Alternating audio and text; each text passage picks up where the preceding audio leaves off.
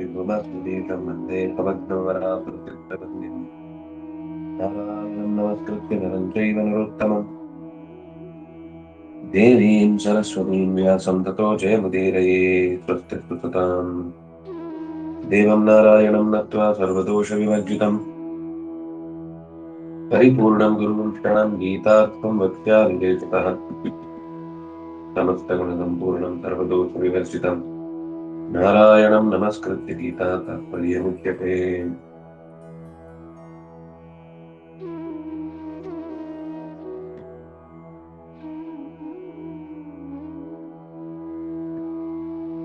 ಪರಮಾತ್ಮ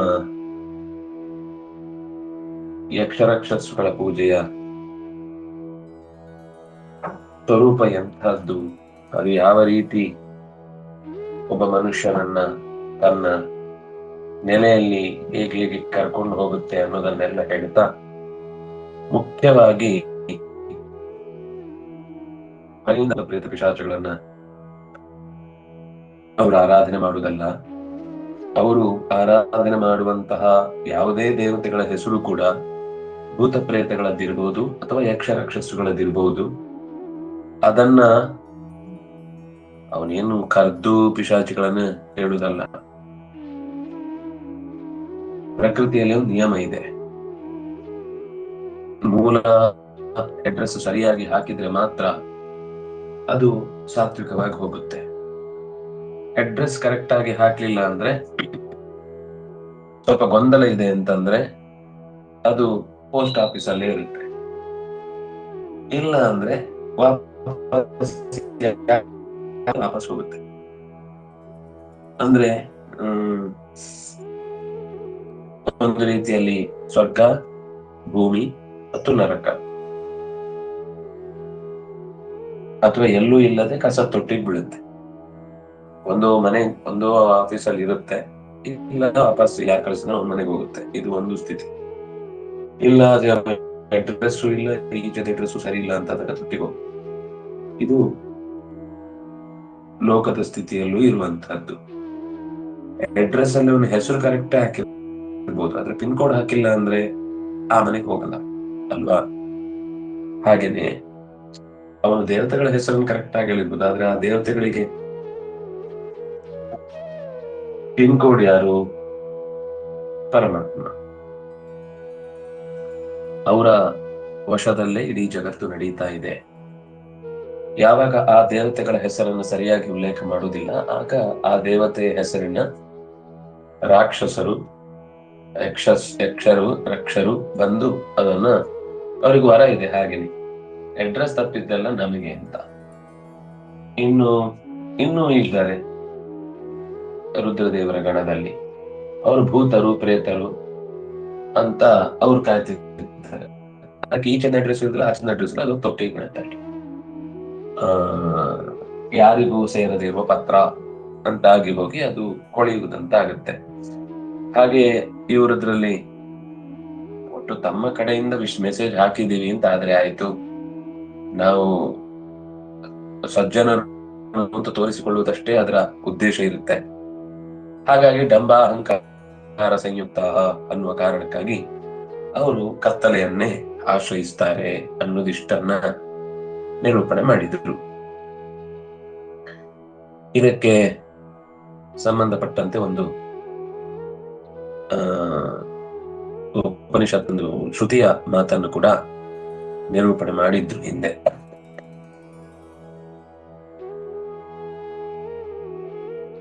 ಯಾವಾಗ್ಲೂ ಕೂಡ ಒಂದು ಮಾತನ್ನ ಆಚಾರ್ಯರು ಹೇಳಿದ ಮೇಲೆ ಅದಕ್ಕೆ ಸಂಬಂಧಪಟ್ಟಂತಹ ಮೂಲ ನುಡಿಯನ್ನ ಆಚಾರ್ಯರು ವ್ಯಕ್ತಪಡಿಸ್ತಾರೆ.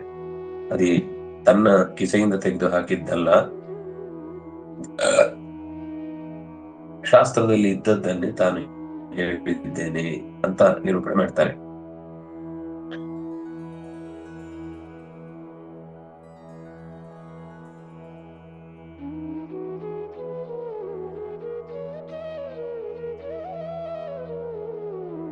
ಯಾಂತಿ ಜ್ಞೇಯಾಶ್ಚ ತೇ ದೈತ್ಯಾಃ ಪಿಶಾಚಾಃ ವಾತ ರಾಕ್ಷಸಾಃ ಅನ್ನೈಶ್ಚೈವಾಥ ಯಜ್ಞಾದ್ಯೈಃ ಪ್ರಾಯೋ ಜ್ಞೇಯ ಇಮೇ ನರಾಃ.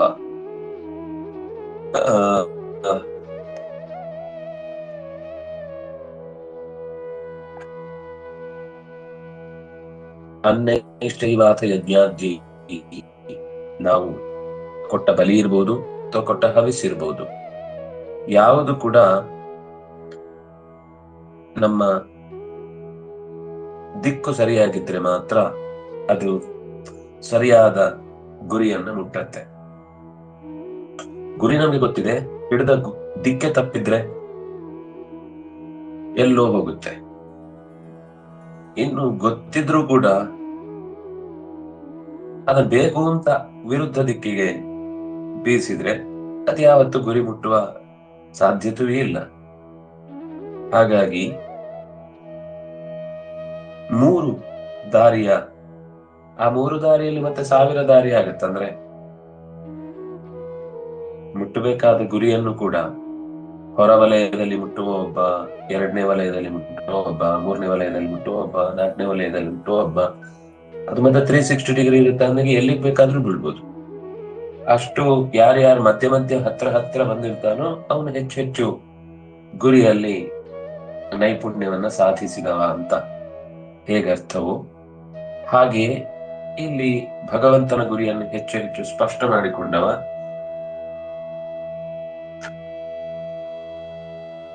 ಪಕ್ಕದಲ್ಲಿ ಹಾದು ಹೋಗ್ಬೋದು, ಆದ್ರೆ ಅದಕ್ಕೆ ಸಮಯ ಬೇಕಾಗುತ್ತೆ.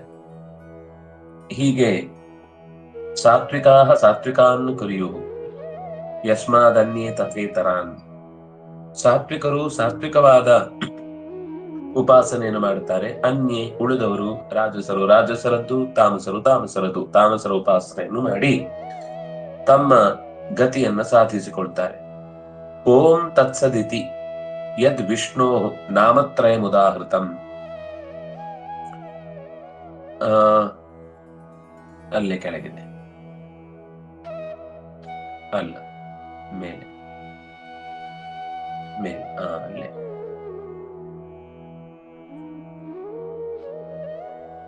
ಓಂ ತತ್ಸದಿತಿ ಯದ್ ವಿಷ್ಣೋ ನಾಮತ್ರಯಮುದಾಹೃತಂ ತತ್ ಸತ್.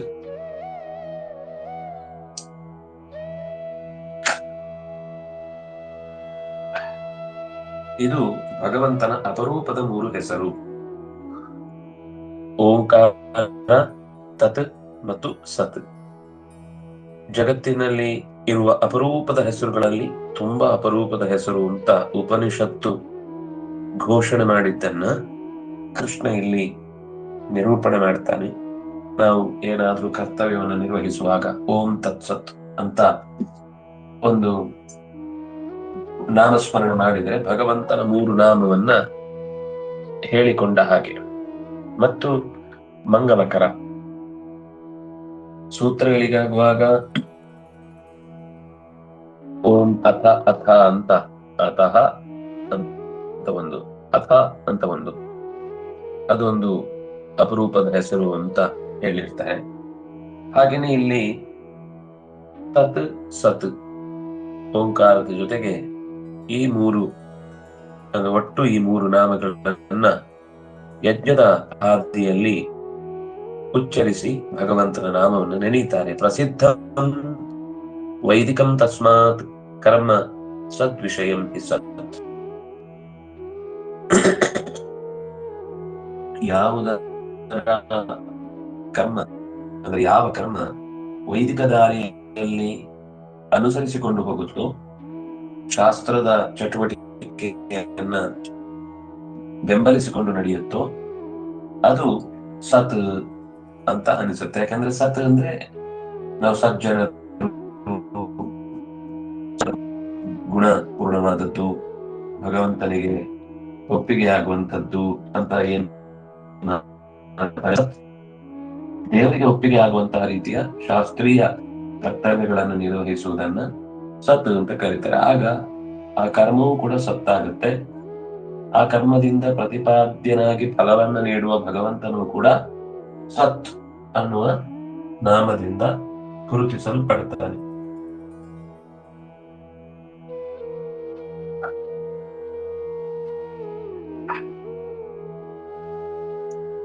ಇದು ಸತ್ ಅನ್ನೋದಕ್ಕೆ ಇರುವಂತಹ ಒಂದು ವಿಷಯ. ಸದ್ವಿಷಯ ಅಂತಂದ್ರೆ ಸಾತ್ವಿಕವಾದ ವಿಷಯ, ಪರಮಾತ್ಮಕ ವಿಷಯ. ಅದರಿಂದಾಗಿ ಅವನನ್ನ ಸತ್ ಅಂತ ಕರೀತಾರೆ. ತತ್ರ ಅಶ್ರದ್ಧಾಕೃತಂ ತಸ್ಮಾತ್ ಅಸತ್ ಇತ್ಯೇವ ಕೀರ್ತ್ಯತೆ. ಶ್ರದ್ಧೆಯಿಂದ ಮಾಡಿದ್ರೆ, ಶಾಸ್ತ್ರಕ್ಕೆ ಅನುಗುಣವಾಗಿ ಮಾಡಿದ್ರೆ ಅದು ಸತ್, ಶ್ರದ್ಧಾರಹಿತವಾಗಿ ಮಾಡಿದ್ರೆ ಅದು ಅಸತ್ ಇದು ಕೀರ್ತ್ಯತೆ. ಯಾವ ಕರ್ಮ ಅಶ್ರದ್ಧಾಪೂರ್ವಕವೋ ಅದು ಅಸತ್. ಅಶ್ರದ್ಧಾಪೂರ್ವಕವಾದಂತಹ ಕರ್ಮಕ್ಕೆ ತುಂಬಾ ಗಮನದಲ್ಲಿ ಬರುತ್ತೆ. ನಾವು ಸ್ತೋತ್ರ ಹೇಳ್ತಾ ಇರ್ತೇವೆ, ಇನ್ನೊಂದ್ ಕಡೆ ಇನ್ನೊಂದ್ ಮಾಡ್ತಾ ಇರ್ತೇವೆ, ಈ ಸ್ತೋತ್ರದ ಅರ್ಥದ ಕಡೆಗೂ ಗಮನ ಇಲ್ಲ. ಆ ಕರ್ಮವು ಕೂಡ ಆಗ್ತಾ ಇದೆ, ಸರಿ ಆಗ್ತಾ ಇದೆ ಅಂತ ಎಲ್ಲ ಒಂಚೂರು ಮಧ್ಯ ಮಧ್ಯದಲ್ಲಿ ಒಂದು ಗಮನಿಸುವುದಾಗತ್ತೆ ಬಿಟ್ರೆ ಯಾವುದರ ತಾದಾತ್ಮ್ಯವೂ ಇರುವುದಿಲ್ಲ ಅಂದಾಗ ಅದು ಅಸತ್ ಕರ್ಮ ಆಗುತ್ತೆ. ಕೆಲಸ ಆಗ್ತಿರುತ್ತೆ, ಒಳ್ಳೆ ಕೆಲಸನೇ ಆಗ್ತಿರುತ್ತೆ, ಎಲ್ರಿಗೂ ಗೊತ್ತಾಗಿದೆ ಏನು ಅಂದ್ರೆ ಭಾರಿ ಈ ಮನೆಯಲ್ಲಿ ಕರ್ತವ್ಯ ಶ್ರದ್ಧೆ ಇದೆ ಅಂತ. ಆದ್ರೆ ಅದು ಯಾವಾಗ ಎಚ್ಚರ ಇಲ್ಲದೆ ಆಗುತ್ತೆ, ಅಶ್ರದ್ಧಾಕೃತಂ, ಅದು ಅಸತ್. ಮಾಡಿ ಏನಂತ ಏನೋ ಬೇಡವಾದ ಕೆಲಸ ಮಾಡಿ ಊರಿಗೆ ಉಪದ್ರವ ಮಾಡೋದಕ್ಕಿಂತ ಇದು ಮಾಡಿದ ಅಂತ ಕೆಟ್ಟದು ಮಾಡಲಿಲ್ಲ ಅನ್ನೋ ಕಾರಣಕ್ಕೆ ಆತನನ್ನ ಗುಡ್ ಅನ್ಬೇಕು ಹೊರತು ಮಾಡುವ ಕೆಲಸವನ್ನು ಗುಡ್ ಆಗಿ ಮಾಡಿದ್ದಾನೆ ಅಂತ ಅವನಿಗೆ ಗುಡ್ ಅಲ್ಲ, ಅದು ಅಸತ್ಯ ಆಗುತ್ತೆ. ಹೀಗೆ ಅಸತ್ ಕರ್ಮ. ವಿಪ್ರಾಹ ವೇದಾಶ್ಚ ಯಜ್ಞಾಶ್ಚ ಯಸ್ಮಾತ್ ಏತಾಹ ಪರಸ್ಪರಂ ವಿಹಿತಾ ವಿಷ್ಣುನಾಥೇನ ವಿಷ್ಣುರೋಮಿತಿ ಕೀರ್ತಿತಃ. ವಿಪ್ರರು ಅಂದ್ರೆ ಅಧ್ಯಯನಶೀಲರು, ವೇದಜ್ಞರು. ವೇದಾಶ್ಚ ಯಾವುದನ್ನವರು ಓದಬೇಕಿರುತ್ತೋ ಆ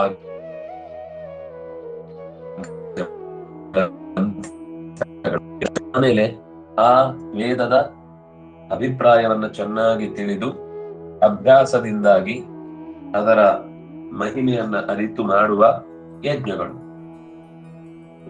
ಮಂತ್ರ ಹೇಳಿ ಸುಮ್ಮನೆ ಆಹುತಿ ಹಾಕುದು ಯಾರು ಮಾಡಬಹುದು. ಅದು ಮಾಡೋದ್ರಿಂದ ಒಂದು ಭೌತಿಕವಾದ ಪರಿಣಾಮ ಉಂಟಾಗಬಹುದು. ಯಾಕೆಂದ್ರೆ ಸಮಿತಿ ಚೆನ್ನಾಗಿದ್ದು ಕಟ್ಟಿಗೆ ಚೆನ್ನಾಗಿದ್ರೆ ಕೊಯ್ಯುವ ಒಂದು ಒಳಗಿನ ಭೌತಿಕವಾದ ಅದು ನೀವು ಯಂತ್ರದಲ್ಲಿ ಹೇಳ್ಬೋದು ಹೀಗಿದೆ. ಇನ್ನು ಕೆಲವು ಯಂತ್ರದಲ್ಲಿ ಹೇಳಲಿಕ್ಕಾಗದ್ದಿವೆ. ಅವನ ಮಂತ್ರದ ಇಂಟೆನ್ಸಿವ್ ಆದಂತಹ ತೊಡಗುವಿಕೆ ಅಥವಾ ಅದನ್ನ ಅದರ ಪರಿಣಾಮವನ್ನ ಬೇಕಾದ್ರೆ ಅದನ್ನು ಕೂಡ ನಮ್ಮ ದೇಹದಲ್ಲಿ ಎಷ್ಟು ಅವನ ಇನ್ವಾಲ್ವ್ಮೆಂಟ್ ಇದೆ ಅನ್ನೋದು ಬೇಕಾದ್ರೂ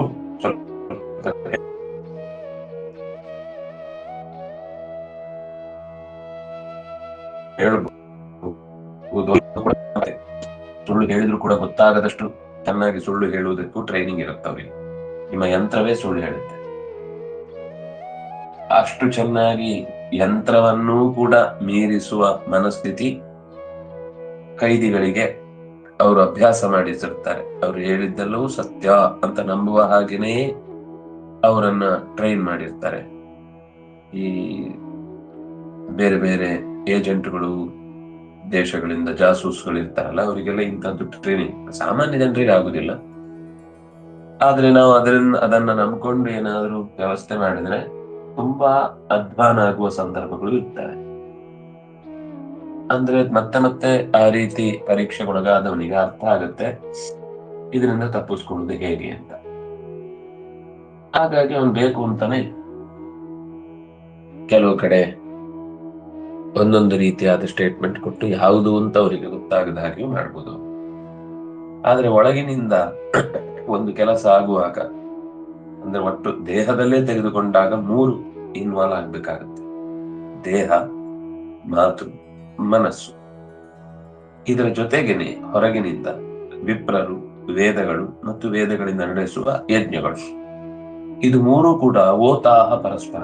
ಓತಾಹ ಅಂದ್ರೆ ಒಂದಕ್ಕೊಂದು ಇಂಟರ್ ಕನೆಕ್ಟೆಡ್, ಒಂದರ ಒಳಗೊಂದು ಸೇರ್ಕೊಂಡಿದೆ. ನೀವು ಋತ್ವಿಜರನ್ನ ಬಿಟ್ಟು ಯಜ್ಞ ಮಾಡ್ಲಿಕ್ಕಾಗುದಿಲ್ಲ. ಯಜ್ಞವನ್ನ ಬಿಟ್ರೆ ಋತ್ವಿಜರೇ ಅಲ್ಲ. ಯಜ್ಞ ಋತ್ವಿಜರು ಎರಡೂ ಇದ್ದರೆ ವೇದಾಧ್ಯಯನವೇ ಇಲ್ಲ ಅಂದ್ರೆ ಹಾಗಾಗಿ ಒಂದಕ್ಕೊಂದು ಪರಸ್ಪರ ಸಂಬಂಧ ಇದೆ. ನಮಗೂ ಈ ಪ್ರಕೃತಿಯಲ್ಲಿ ಮಳೆ ಏನು ಯಾರಲ್ಲ, ಏನ್ ಕಳ್ಕೊಳ್ಳಲ್ಲ ನಿಮ್ಗೆ ಯಜ್ಞವನ್ನ ಮಾಡ್ಲಿಲ್ಲ ಅಂದ್ರೆ. ಯಜ್ಞವನ್ನ ಮಾಡದೇ ಇದ್ರೆ ಕಳ್ಕೊಳ್ಳೋದು ಪ್ರಕೃತಿಗಳೇ, ಅಂದ್ರೆ ಜೀವರಾಶಿಗಳೇ. ಅವರಿಗೆ ಯಾರಿಗೋ ಶ್ರದ್ಧೆ ಇರುತ್ತೆ, ಅವ್ರು ಯಾರು ಮಾಡೇ ಮಾಡ್ತಾರೆ. ನೀವು ನಂಬಲಿಲ್ಲ ಅಂದ ತಕ್ಷಣ ವಸ್ತು ಇಲ್ಲ ಅಂತ ಏನಾಗುದಿಲ್ಲ. ಅದನ್ನಾಗಿ ವರುಣ ಜಪವನ್ನ ಮಾಡಿ ಅನೇಕ ರೀತಿಯ ಪ್ರಾಕೃತಿಕ ವಿಕೋಪಗಳನ್ನ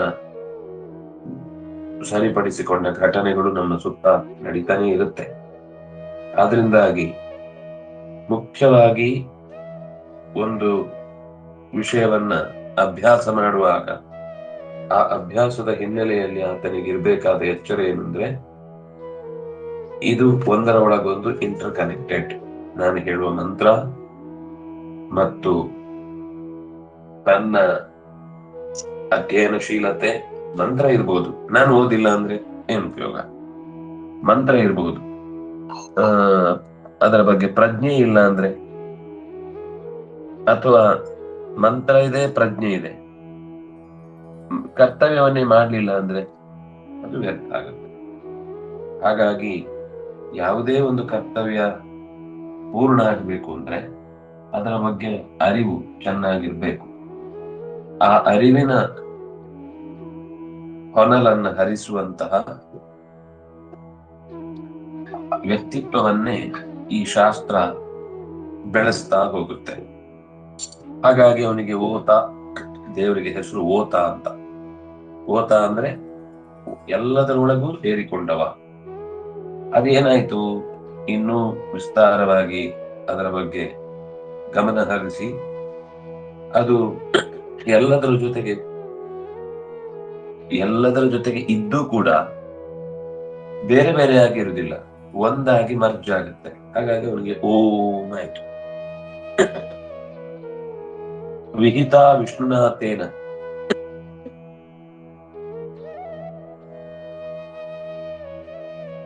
ಓತವಾದ ಈ ಮೂರನ್ನು ವಿಹಿತ ಅಂದ್ರೆ ವಿಧಾನ ಮಾಡಿದ್ದಾದ್ರಿಂದ ಅವನೇ ಆದ್ರಿಂದಾಗಿ ಅವನನ್ನು ಓಂ ಅಂತ ಕರೆದ್ರು. ಓತಃ ವಿಹಿತ ಅದನ್ನಾಗಿ ಓಂ ಇತಿ ಕೀರ್ತಿತಃ. ಇದು ಆ ಶ್ರುತಿ ಹೇಳುವ ಮಾತು. ಓಂ ಅಸ್ಮಿನ್ನಿದಂ ಸರ್ವಂ ಇತಿ ಚೋಕ್ತಸ್ಸ ಓಮಿತಿ. ಅಸ್ಮಿನ್ನಿದಂ ಸರ್ವಂ ಇತಿ ಓಂ, ಎಲ್ಲವೂ ಇದರೊಳಗೆ ಹೊಕ್ಕಿದೆ, ಆದ್ರಿಂದಾಗಿ ಇದನ್ನು ಓತ. ಓತ ಅಂದ್ರೆ ಇವನಲ್ಲಿಯೇ ಸಿಕ್ಕಿಕೊಂಡಿದೆ. ಈಗ ಮೊದಲೇ ಹೇಳಿದ್ದು ಇವನು ಎಲ್ಲದರಲ್ಲೂ ಸೇರ್ಕೊಂಡಿದ್ದಾನೆ. ಎಲ್ಲವೂ ಇವನೊಳಗೆ ಸಿಕ್ಕಿಕೊಂಡಿದೆ. ಅಸ್ಮಿನ್ ನಿದಂ, ಅಸ್ಮಿನ್ ಈ ಪರಮಾತ್ಮನಲ್ಲಿ, ಇದಂ ಸರ್ವಂ ಈ ಜಗತ್ತಿನಲ್ಲಿರುವ ಎಲ್ಲವೂ ಕೂಡ ಓತಂ ತುಂಬಿಕೊಂಡಿದೆ. ಪರಸ್ಪರ ಒಂದಕ್ಕೊಂದು ಸಂಬಂಧಿಗಳಾಗಿ. ಈಗ ಇದನ್ನೇ ಹೇಳಿದ್ದು, ಇದು ಪರಸ್ಪರ ಸಂಭೂತ ಅಂತ. ಯಜ್ಞ ಇದೆ, ಮಂತ್ರ ಇದೆ, ಉಚ್ಚರಿಸುವವರಿದ್ದಾರೆ, ತಿಳಿದವರಿದ್ದಾರೆ. ಇದು ಅಸಂಭೂತಂ ಕಿಮನ್ಯತ್ ಕಾಮಹೇತುಕಂ ಅಂದ್ರೆ ಅವ್ರು ಈ ಯಜ್ಞವನ್ನ ಬೇಕಾದ್ರೆ ಹೇಳಿ ಒಂದಿಷ್ಟು ಸೊಳ್ಳೆ ಕಾಟ ತಪ್ಪುತ್ತೆ ಅನ್ನೋದನ್ನ ಹೇಳ್ತಾರೆ. ಆದ್ರೆ ವೇದವನ್ನು ಒಪ್ಪಲ್ಲ. ವೇದಕ್ಕೆ ಸಂಬಂಧಪಟ್ಟ ಓದುಗರನ್ನ, ಜ್ಞಾನಿಗಳನ್ನ, ಅವರಿಂದಾಗಿ ದೇಶಕ್ಕೆ ಲಾಭ ಇದೆ, ನಮ್ಮ ಅಪಾಯಗಳನ್ನು ದೂರ ಮಾಡಬಲ್ಲರು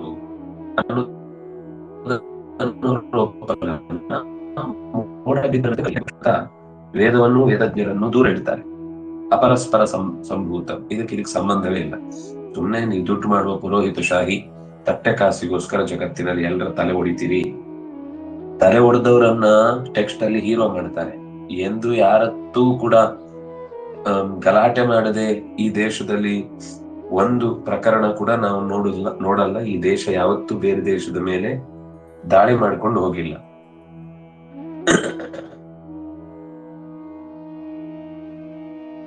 ಆದ್ರೂ ನಮ್ಮವರ ಇತಿಹಾಸವನ್ನ ಮುಚ್ಚಿಟ್ಟು ಬಂದು ದಾಳಿ ಮಾಡಿದವರ ಇತಿಹಾಸ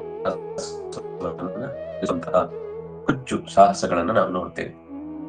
ಭಗವಂತ ಇಡೀ ಜಗತ್ತಿನ ಎಲ್ಲದರೊಳಗೆ ತುಂಬಿದ್ದಾನೆ ಒಂದಾದ್ರೆ, ಜಗತ್ತನ್ನೇ ತನ್ನೊಳಗೆ ತುಂಬಿದ್ದಾನೆ ಅನ್ನುವ ಕಾರಣಕ್ಕಾಗಿ ಅವನನ್ನ ಓಂ ಅಂತಂದ್ರು. ಇದು ಪರಸ್ಪರ ಸಂಭೂತ, ಒಂದಕ್ಕೊಂದು ಇಂಟರ್ಲಿಂಕ್ಡ್, ಪ್ರತಿಯೊಂದಕ್ಕೂ ಅದರದ್ದೇ ಆದ ಒಂದು ಸಂಬಂಧ ಇದೆ. ನಾವು ಏನೂ ಸಂಬಂಧ ಇಲ್ಲದೆ ಈ ಜಗತ್ತಲ್ಲಿ ಎಲ್ಲವೂ ನಡೆಯುತ್ತೆ, ಅದರ ಪಾಡಿಗೆ ಅದು ಇರುತ್ತೆ. ಇದು ಲಾಜಿಕಲಿ ಲೋಕದ ದೃಷ್ಟಿಯಿಂದಲೂ ಕೂಡ ತೀರಾ ಅಸಂಬದ್ಧ. ಈ ನಾಸ್ತಿಕರು ಮಾತಾಡೋದೇ ಅಸಂಬದ್ಧ ಬಿಡಿ. ಅವ್ರ ಹತ್ರ ಏನೋ ಪ್ರಶ್ನೆ ಕೇಳಿದ್ರೆ ಏನೋ ಉತ್ತರ ಕೊಡ್ತಾರೆ. ಅವರಿಗೆ ಉತ್ತರ ಕೊಟ್ಟು ಬಿಟ್ಟು ಗೊತ್ತಾಗ್ಬಿಡುತ್ತೆ ನಾವು ದಡ್ರು ಅಂತ. ಅದಕ್ಕೆ ನೀವು ಕೇಳಿದ ಪ್ರಶ್ನೆ ಬಿಟ್ಟು ಮತ್ತೆ ಎಲ್ಲದನ್ನು ನೋಡಿ, ನನ್ನ ಮಾತು ನಿಮಗೆ ಅರ್ಥ ಆಗ್ತಾ ಇಲ್ಲ, ನಿಮ್ಗೆ ಅರ್ಥನೇ ಆಗಲ್ಲ ಅಂತ ಮತ್ತೆ ಮತ್ತೆ ಮತ್ತೆ ಮತ್ತೆ ಉತ್ತರ ಉದ್ದ ಎಳೆದು ಅವ್ಯವಸ್ಥೆಯ ಕಡೆಗೆ ಎಳ್ಕೊಂಡು ಹೋಗುವಂತಹ ಮಾತುಗಳನ್ನು ನಾವು ಕೇಳ್ತಿರ್ತೇವೆ.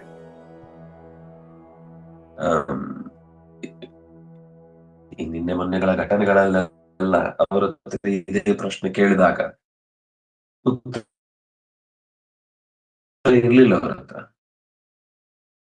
ಎಷ್ಟು ಕಡೆ ಇದೇ ರೀತಿ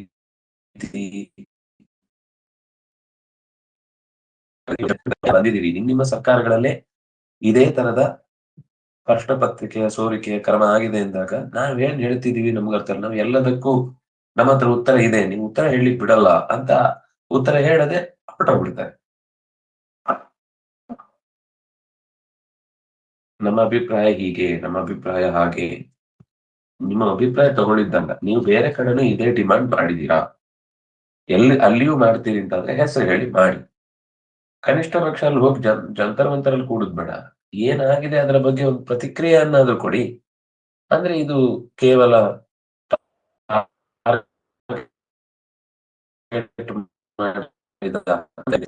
ಇದೇ ರೀತಿ ಉತ್ತರವನ್ನು ಕೊಡ್ತಿರ್ತಾರೆ, ಅಪರಸ್ಪರ ಸಂಭೂತ. ನಮಗೆ ಅದೆಲ್ಲ ಬೇಕಿಲ್ಲ. ನಮ್ಗೆ ಈಗ ಒಬ್ರು ಕೇಂದ್ರದಿಂದ ಕೊಟ್ರೆ ಉಳಿದವ್ರದ್ದೆಲ್ಲ ಅರ್ಥ ಆಗುತ್ತೆ ಅವರವರಿಗೆ, ಅಲ್ಲಲ್ಲಿ ಸರಿ ಹೋಗುತ್ತೆ ಅಂತ ಏನೋ ಉತ್ತರ ಕೊಟ್ಟು ಸಮಾಧಾನ ಮಾಡ್ತಾರೆ. ಆದ್ರೆ ಉತ್ತರ ಇಲ್ಲ ಅನ್ನೋದು ಉಳಿದವರಿಗೆ ಗೊತ್ತಾಗುತ್ತೆ. ತಸ್ಮಾದೋಮಿತಿ ಯಜ್ಞಾದೀನ್ ಪ್ರವರ್ತಂತೆ ಹಿ ವೈದಿಕಾ. ಯಾಕೆ ವೇದಶಾಸ್ತ್ರಗಳ ಪಾರಾಯಣ ಅಥವಾ ಸ್ತೋತ್ರ, ಯಜ್ಞದಲ್ಲಿ ಆಹುತಿ ಇತ್ಯಾದಿಗಳನ್ನ ಮಾಡುವಾಗ ಯಾಕೆ ಓಂಕಾರವನ್ನ ಮೊದಲು ಹೇಳ್ತಾರೆ? ಅವರು ಬಿಡುದಿಲ್ಲ, ಓಮೆನ್ ಅಂತಾರೆ. ಇವರು ಬಿಡುದಿಲ್ಲ, ಓ ಅಂತ ಕಿರ್ಚ್ಕೊತಾರೆ. ಎಲ್ರಿಗೂ ಓ ಬೇಕು, ಓ ಇಲ್ಲದೆ ಯಾರ್ದು ಹೊಟ್ಟೆಯೂ ತುಂಬಲ್ಲ.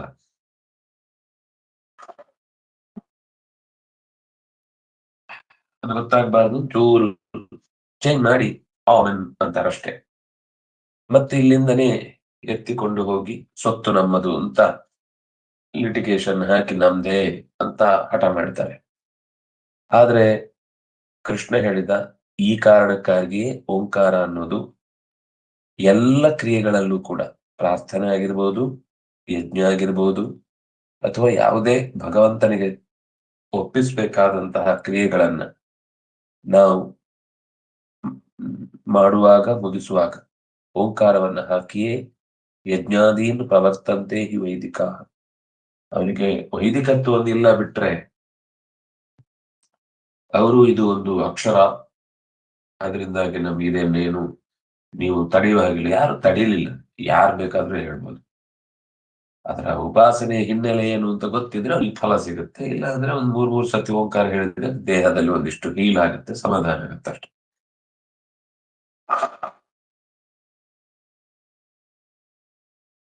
ಆದ್ರೆ ಅದು ಎಂಥ ಅಪೂರ್ವವಾದ ಮಂತ್ರ ಅನ್ನೋದು ಅವನಿಗೆ ಅರ್ಥ ಆಗ್ಲಿಕ್ಕೆ ಸಮಯ ಸಾಕಾಗುದಿಲ್ಲ. ಹೀಗೆ ಓಂಕಾರ ಅನ್ನೋದು ಅಪರೂಪದ ನಾಮಸ್ಮರಣೆ. ಅನೋಂಕೃತಂ ಹ್ಯಾಸುರಂ ಸ್ಯಾತ್ ತತ್ ಯಸ್ಮಾತ್ ಓಂಕೃತಂ ಹ್ಯಪಿ. ಯಾವುದನ್ನು ಓಂಕಾರ ಇಲ್ಲದೆ ಮಾಡ್ತೀವೋ ಅದು ಆಸುರಂ. ಈಗ ಹಿಂದೆ ಹೇಳಿದ್ರಲ್ಲ, ಓಂ ಅನ್ನುವ ಹೆಸರಿನಲ್ಲಿ ಯಾವ ಅಸುರನೂ ಇಲ್ಲ. ಓಮಾಸುರ ಅಂತ ವ್ಯೋಮಾಸುರ ಇದ್ದಾನೆ, ಓಮಾಸುರ ಅಂತ ಬರ್ಲಿಲ್ಲ. ಹಾಗಾಗಿ ಓಂಕಾರವನ್ನ ಹೇಳಿ ಭಗವಂತನ ಪ್ರಜ್ಞೆಯಿಂದ ಕೂಡಿ ಇದು ಅವನ ಹೆಸರು ಅಂತ ಚಿಂತಿಸಿ ನಾವು ಮಾಡಿದರೆ ಆಗ ಈ ಯಕ್ಷಸ್ಸುಗಳು, ರಾಕ್ಷಸರು, ಪಿಶಾಚಗಳು, ಭೂತಗಳು ಇವುಗಳ ಪರಿಣಾಮ ತನ್ನಿಂದ ತಾನೇ ಜಾರಿ ಹೋಗುತ್ತೆ ಅಂತ ಒಟ್ಟು ಅದರ ಅಭಿಪ್ರಾಯ. ಇನ್ನಷ್ಟು ಅಂಶಗಳನ್ನ ಕೃಷ್ಣ ಹೇಳ್ತಾನೆ. ಅದನ್ನ ಮತ್ತೆ ಮುಂದಿನ ಚಿಂತನೆ ಮಾಡುವಾಗ ಅನುಸಂಧಾನ ಮಾಡೋಣ ಅಂತ ಹೇಳ್ತಾ, ಕಾಯೇನ ವಾಚಾ ಮನಸೇಂದ್ರಿಯೇರ್ವಾ ಬುದ್ಧ್ಯಾತ್ಮನಾಮಾನುಸೃತ ಸ್ವಭಾವ ಕರೋಮಿ ಯದ್ಯತ್ ಸಕಲಂ ಪರಸ್ಮೈ ನಾರಾಯಣ ಇತಿ ಸಮರ್ಪಯಾಮಿ. ಶ್ರೀಕೃಷ್ಣಾರ್ಪಣಮಸ್ತು.